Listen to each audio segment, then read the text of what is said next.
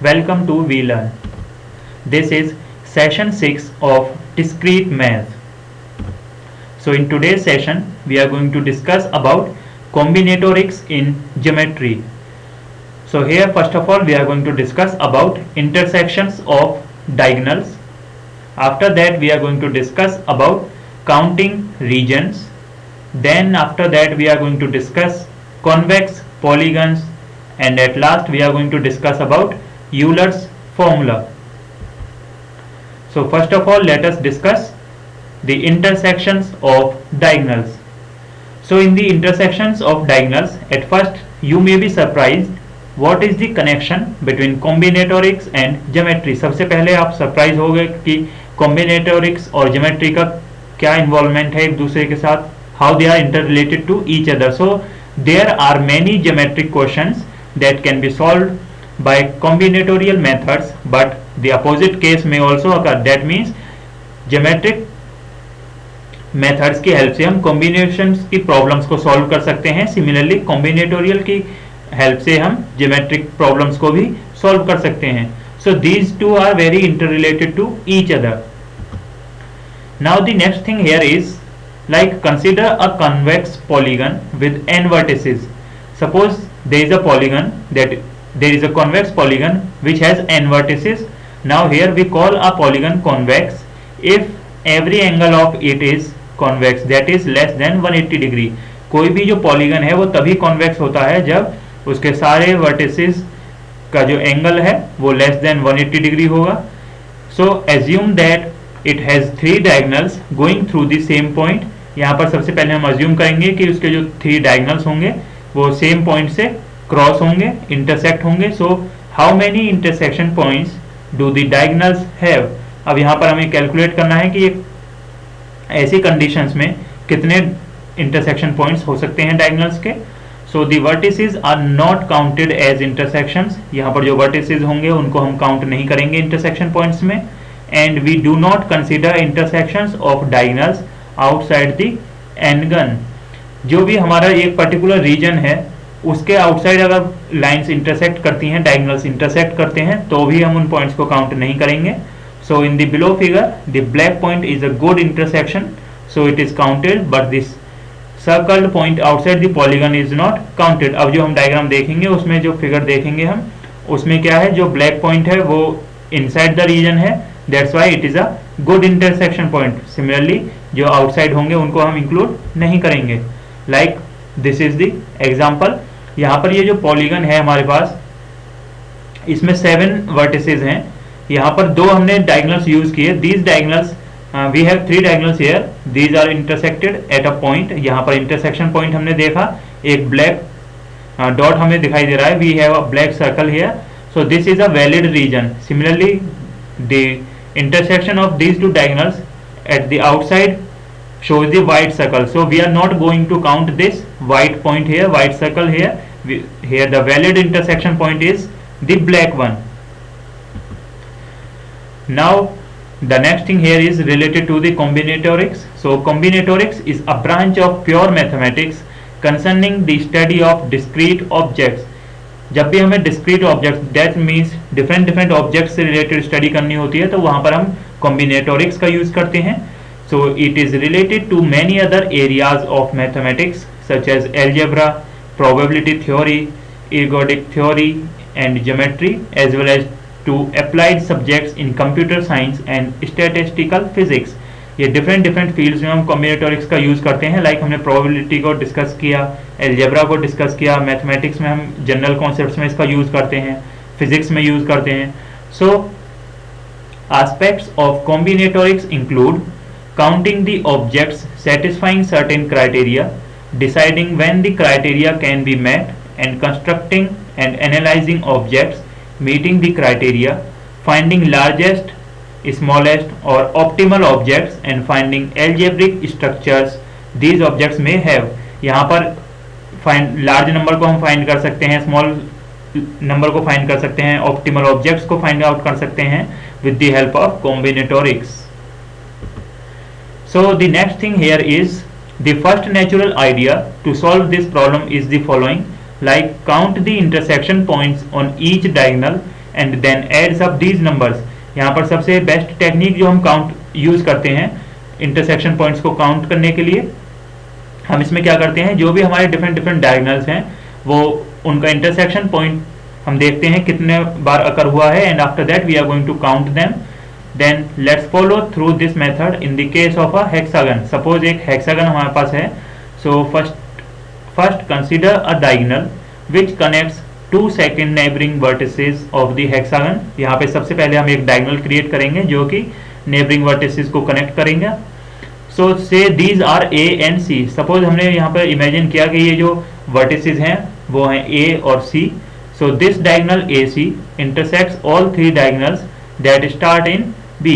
यहाँ पर ये जो डायगोनल है ए सी वो बी से स्टार्ट होगा, which means that there are three intersections on the diagonal A C. इसका मतलब जो डायगोनल ए सी है वहां पर तीन इंटरसेक्शन पॉइंट्स होंगे। So there are 6 diagonals of this type. इसलिए इस तरीके के हम 6 डायगोनल्स क्रिएट कर सकते हैं। So all together we have count 6 into 3 that is 18 intersections. तो इस तरीके से हम यहाँ पर जब 6 डायगोनल्स क्रिएट कर सकते हैं, एक डायगोनल 3 पॉइंट पे इंटरसेक्ट करेगा, सो 6 diagonals will intersect at 18 points. So total we have 18 intersections. Now as you can see here in this figure we have the hexagonal here. यहाँ पर हेक्सागोनल में हम देख सकते हैं कि हमने डिफरेंट यहाँ पर डायगोनल्स क्रिएट किए। इन डायगोनल्स में अगर हम अब इनके इंटरसेक्शन पॉइंट्स काउंट करें, so these are going to be 18. Now consider a diagonal that connects two opposite vertices of the hexagon. अब यहाँ पर हमने एक डायगोनल लिया, सपोज वो हमारे जो हेक्सागन है उसके अपोजिट वर्टिसेस को ज्वाइन कर रहा है, like these vertices are A D. So one can see in the figure that there are 4 intersections on this diagonal. अब इस पर्टिकुलर डायगोनल पर 4 इंटरसेक्शन पॉइंट्स होंगे जो कि हम अभी डायग्राम में देखेंगे। So we have 3 diagonals of this type. इस टाइप के हमें 3 डायगोनल्स मिलेंगे। So which means that we get 3 into 4 that is 12 further intersections. अभी अगर उसी डायग्राम की हम बात करें तो उसमें हमें 12 इंटरसेक्शंस मिले। सिमिलरली वहां पर हमने इंटरसेक्शन पॉइंट्स की बात की, लेकिन अब यहाँ पर हम काउंटिंग रीजन्स को डिस्कस करेंगे। So here now we are going to start the counting regions. So let us draw n lines in the plane. Suppose हमारे पास एक प्लेन है, उसमें हमने n लाइंस ड्रॉ की। Now these lines divide the plane into some number of regions. अब जब ये लाइन इंटरसेक्ट करेंगी एक दूसरे को, तो यहाँ पर कुछ एरियाज क्रिएट होंगे, कुछ रीजन्स क्रिएट होंगे। So how many regions do we get. अब यहाँ पर जो रीजन्स हैं वो कितने हैं, ये हम यहाँ पर टेक्निक डिस्कस करेंगे कि कैसे कैलकुलेट कर सकते हैं। So the first thing to notice is that this question does not have a single answer. यहाँ पर ये इस क्वेश्चन के लिए एक सिंगल आंसर पॉसिबल नहीं है। लाइक अगर हम एग्जाम्पल लें, for example if we draw 2 lines we get 3 regions, but if the 2 are parallel and 4 regions if they are not. तो यहाँ पर अगर 2 लाइंस हम पैरेलल क्रिएट करते हैं तो वहाँ पर 4 रीजन्स बनते हैं, लेकिन अगर वो लाइंस पैरेलल नहीं होती हैं तो 3 रीजन्स क्रिएट होते हैं। So okay, let us assume that no 2 of the lines are parallel. अगर लाइन पैरेलल नहीं है then the 2 line always gives us 4 regions. तो 2 लाइंस अगर इंटरसेक्ट करेंगी तो हमें 4 रीजन मिलेंगे। So but if we go on to 3 lines we get 6 regions. अब अगर हम 3 लाइंस का कॉन्सेप्ट यूज करें तो हमें सिमिलरली उससे 6 रीजन्स मिलेंगे and 7 regions if they do not have. That means यहाँ पर डिफरेंट लाइंस के लिए डिफरेंट नंबर ऑफ रीजन्स हमें गेट होंगे। Like here we have a example, हमने 2 पैरेलल लाइंस ड्रॉ की तो उससे हमें 3 रीजन्स मिले। सिमिलरली हमने 2 लाइंस को इंटरसेक्ट कराया तो हमें 4 रीजन्स मिले। After that we have 3 lines then we will get 6। Similarly when we have 3 lines in the other form then we are going to have a number of different regions. So here we have total of 7 regions. So these are the ways through which we can easily count the number of regions, the number of ways to represent different regions. Now here we get to a new region every time we cross a line. अब यहाँ पर क्या होगा, जितनी भी बार हम एक line से दूसरी लाइन को इंटरसेक्ट करेंगे हमें एक न्यू रीजन मिलेगा. We are going to get a new region every time a line intersects another line. So the number of regions the new line intersect is one larger than the number of crossing points on the new line with other lines. तो यहाँ पर number of regions कितने होंगे, ये 1 larger होगा किससे, जो हमारे क्रॉसिंग पॉइंट्स हैं किसी एक पर्टिकुलर न्यू लाइन पर, और अदर लाइंस के कॉम्बिनेशन से जो हमें पॉइंट्स जनरेट हुए उससे एक ज़्यादा होगा. Like here is a theorem related to this, that is a set of n lines in general position in the plane divides the plane into 1 plus n into n plus 1 by 2 regions. तो यहाँ पर अगर suppose n lines हैं तो कितने regions में divide करेगी किसी भी एरिया को, it is going to divide into 1 plus n into n plus 1 divided by 2 regions. Now here in this diagram we can see that there is a blackboard. On the blackboard we have drawn a different number of lines, and we have different number of regions. Like here it is explained, like assume that the lines are drawn on a vertical blackboard. एक vertical हमने blackboard लिया, उस पर हमने lines को draw किया, so which is large enough so that all the intersection points appear on it. इसका size जो है वो लार्ज इनफ है जिसकी हेल्प से हम सभी पॉइंट्स को यहाँ पर शो कर सकते हैं, सभी इंटरसेक्शन पॉइंट्स को डिस्प्ले कर सकते हैं. So we all assume that no line is perfectly horizontal. हमने यहाँ पर कोई भी लाइन है वो हॉरिजॉन्टल नहीं रखी है परफेक्टली, उसको हमने सबको टिल्ट फॉर्म में रखा हुआ है. And that the black board is very long so that every line intersects the bottom edge of the black board. यहाँ पर ब्लैक बोर्ड का साइज और जो लाइन्स हमने ड्रॉ की हैं वो भी काफ़ी लेंथी हैं. लाइक यहाँ पर जो एज पॉइंट्स हैं, जो एज है बोर्ड का, उसको भी इंटरसेक्ट कर रही है हमारी lines. So we may also assume that the lower edge of the black board tilts a little to the left. यहाँ पर जो लोअर एज होगा ब्लैक बोर्ड का वो लेफ्ट साइड थोड़ा टिल्ट होगा. Else we tilt the black board by a tiny amount. Now here the next thing is, now consider the lowest point in each region on the blackboard. अब blackboard पर अगर हम lowest point लें हर एक reason में तो यहाँ पर हमें कुछ कंडीशंस मिलेंगी. Now each reason has exactly 1 lowest point. अब जितने भी रीजन्स हैं उसमें हर एक में एक लोएस्ट पॉइंट हमने लिया. Since all regions are finite and the bordering lines are not horizontal.